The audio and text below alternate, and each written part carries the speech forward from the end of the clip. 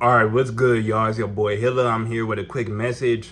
Get out your feelings. That's where I'm at with it right now. Let me explain.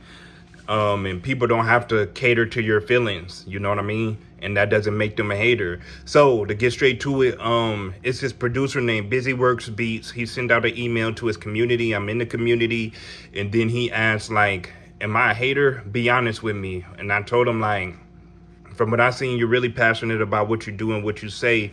And anyone who is being their true, authentic self, and isn't hypersensitive to everyone else's feelings and opinions, they're viewed as a hater.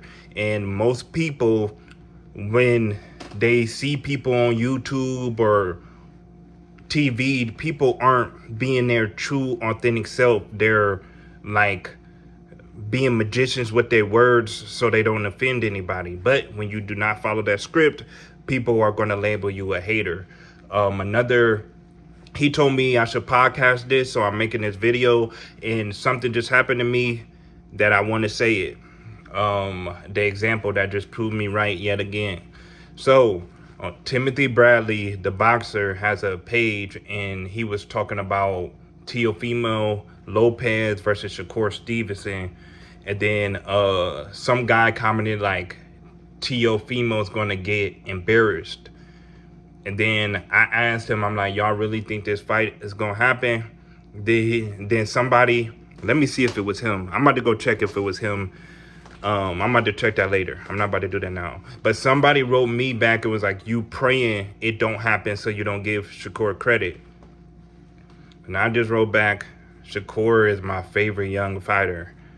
You know, so how does this example tie in? Because I didn't say, yeah, I think Tio is going to get embarrassed by Shakur Stevenson.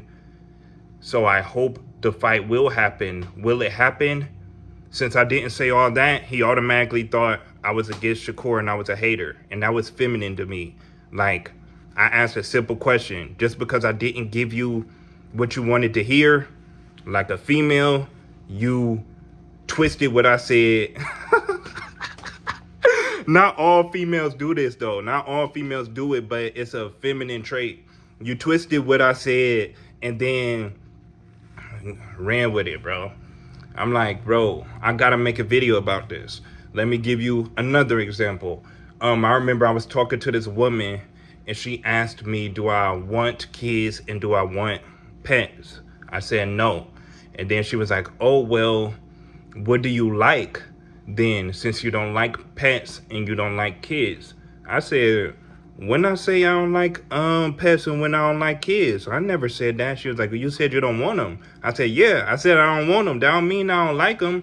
I'm just saying right now I don't have the energy to deal with any of that. I don't feel like dealing with any of that. But they cool. Pets is cool. Kids is cool, but it's not a responsibility I want to have. That doesn't mean that I don't like them. You can like something, but not want it for yourself. Like, I do like mentoring kids, helping them homework, after school programs, anything like that, hanging out with them, helping them with sports and stuff like that. I like pets. You know, taking somebody's dog on a walk and stuff like that. But that doesn't mean that I don't like them. Nor did I say that. And it's just because she didn't hear out my mouth me say, well, no disrespect to people who have kids. I love kids, but I just don't want them. Or I love, just because I didn't give an answer like that, that's what made her say, oh, you don't like it.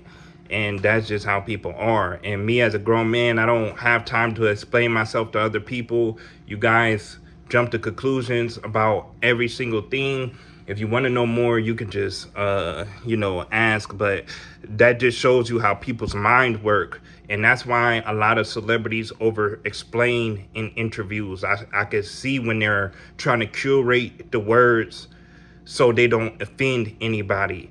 You know, so people are so used to that energy when they get somebody who's saying something, standing on it, and Like, they can be not saying anything disrespectful at all. But if it's not the language that whoever's listening is programmed to listening to, and it just sounds different, oh, you a hater, you a hater. So me personally, I just don't put my energy into any of that, or conversations, because if people take what you say and do all that with it, I don't have anything for you, bro. You could think what you want to think, and that also bothers people. But so just don't waste your energy on people like that. But if you want to, then do it. You have a great time doing it. But me, as a grown man, I don't have time for that. There are cases where you should express yourself more and clearly and stuff, but there are cases where you just have to stand down and protect your peace. And this is a principle from the Bible, man. A lot of people say that God say a lot of stuff, but when you check the word of God, it's never there. God said, do not subtract or add to my word. That's what people do. He know how people are. He created us. So that's the principle that I'm applying, and that's how I personally deal with people who do that. Like, some people need to really learn and understand. Some people they have their mind made up about what they want to believe, before even hearing you out completely.